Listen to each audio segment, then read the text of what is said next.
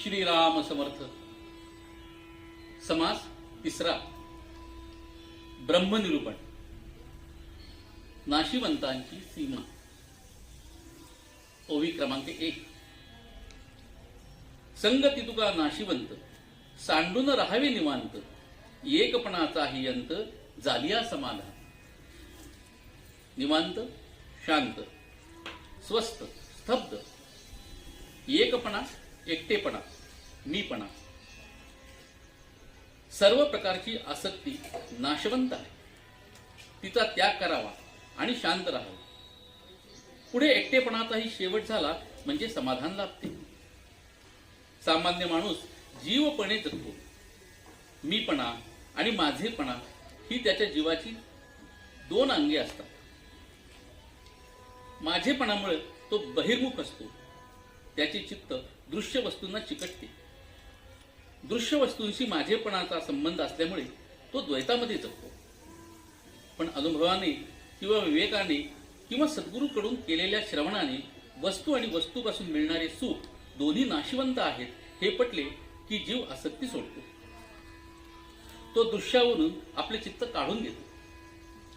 त्यामुळे त्याचे सारे संबंध तुटतात. तो एकला उरतो. आसक्ती सुटली की दृश्य दूर सरते आणि दृश्य दूर सरले की द्वैत लय पावते. द्वैत विलय झाला की जीव प्रथम शांत व खऱ्या अर्थाने स्वस्थ होतो. युरोपियन संत या स्वस्थपणास इनर क्वाईट म्हणतात.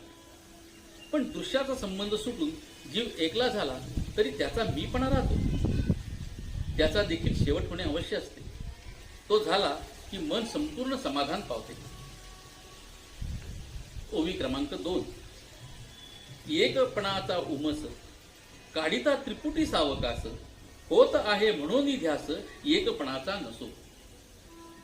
उमस, उमासा, स्फूर्ती, आवेग, त्रिपुटी, तीन गोष्टींचा समुच्चय, सावकाश, शांतपणे, न कळत, ध्यास, अखंड चिंतन.